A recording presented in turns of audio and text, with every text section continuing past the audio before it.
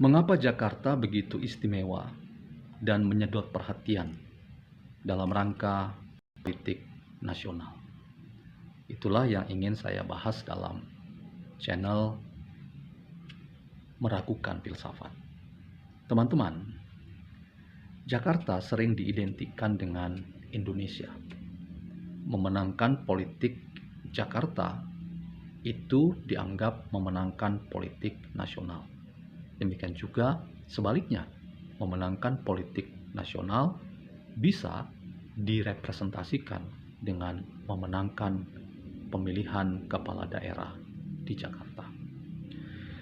Figur-figur yang sekarang muncul seperti Anies Baswedan, Ridwan Kamil, dan Kaisang Pangarep memberikan sinyal yang baik bahwa kunci penting dalam sistem demokrasi yaitu besarnya partisipasi publik dengan figur-figur yang dianggap bisa mewakili kekuatan-kekuatan politik itu memperlihatkan bahwa demokrasi dalam konteks politik Jakarta itu berjalan dengan baik dan sehat. Demokrasi seperti yang diperkenalkan oleh seorang filsuf yang bernama Paul Ricoeur itu bukanlah rezim kekuasaan yang tanpa konflik, tanpa kontestasi.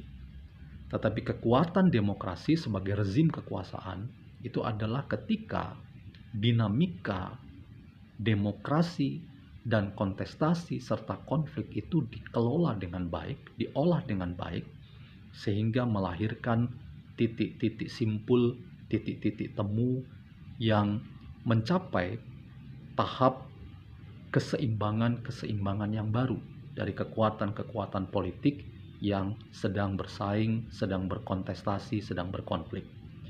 Muara dari demokrasi yang syarat konflik itu adalah masing-masing kontestan yang akan berkonflik, bersaing, berkontestasi itu pada akhirnya melahirkan figur yang memenangkan kontestasi, dan figur yang memenangkan kontestasi itu berdiri di atas golongan dan kekuatan-kekuatan politik, dan tugasnya adalah untuk mengusahakan keadilan dan kesejahteraan semua pihak, semua anggota masyarakat. Namun teman-teman, dari figur-figur yang ada itu ada pertanyaan besar. Di mana figur yang didorong oleh Partai Demokrasi Indonesia Perjuangan? Memang secara resmi PDIP sudah menunjuk tokoh politik mereka yaitu Adian Napitupulu untuk menjadi ketua dari pemenangan Pilkada Jakarta. Bahkan mungkin adalah figur penting dalam rangka menjadi pemimpin untuk memenangkan pilkada-pilkada yang dimana di dalamnya tokoh-tokoh PDIP didorong untuk memenangkan pilkada tersebut. Tetapi teman-teman, sampai hari ini PDIP tidak mempunyai figur yang sangat khusus istimewa untuk didorong menjadi alternatif dan pilihan untuk maju dalam pilkada DKI. Banyak orang yang bertanya-tanya, mengapa PDIP lambat untuk mengusung tokohnya, padahal mereka dibolehkan untuk mengusung tokohnya sendiri dalam rangka maju dalam pilkada DKI. Ada banyak perkiraan, analisis yang dibuat, jangan-jangan PDIP akan ketinggalan gerbong ketika tokoh yang diusungnya itu lambat untuk diperkenalkan ke khalayak ramai. Memang ada nama Basuki Cahayapurnama. Munculnya tokoh Basuki Cahayapurnama memang tidak bisa kita lepaskan dari tokoh yang dulu menjadi rival dalam rangka Pilkada Jakarta, yaitu Anies Baswedan.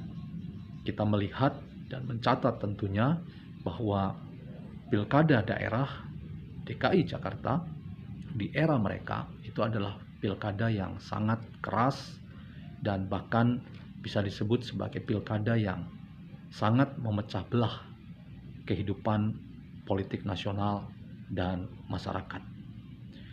Munculnya politik aliran, bahkan penggunaan simbol-simbol agama untuk mengkampanyekan diri dan menyerang pihak lain dalam rangka memenangkan kontestasi adalah bagian yang menyertai kontestasi yang terjadi di era mereka dulu bersaing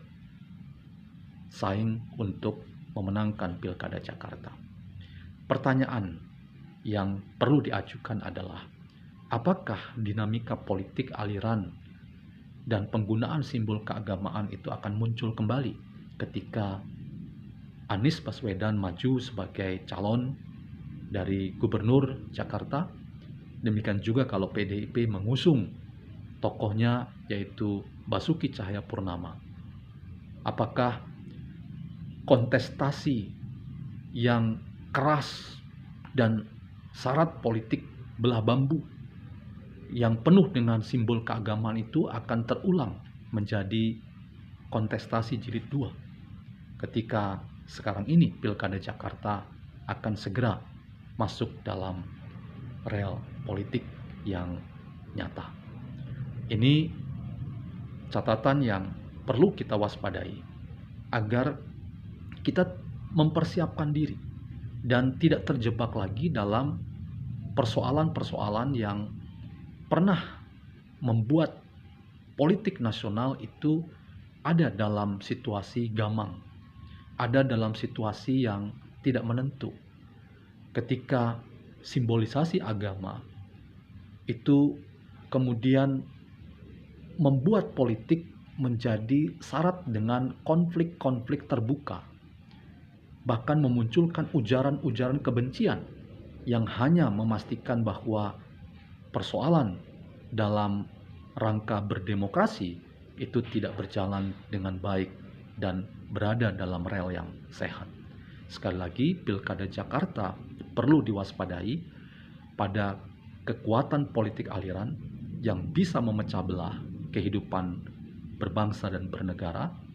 Kalau tokoh-tokoh yang diusung oleh masing-masing kekuatan politik adalah tokoh-tokoh yang betul-betul tidak bisa menjaga diri, menjaga jarak dari kelompok-kelompok yang berkepentingan dalam rangka pilkada tersebut yang ingin membonceng kekuatan-kekuatan simbolisasi keagamaan yang dipolitisasi dalam rangka ikut memperkeruh suasana politik sebagai bagian dari demokrasi nasional yang bersifat wajar.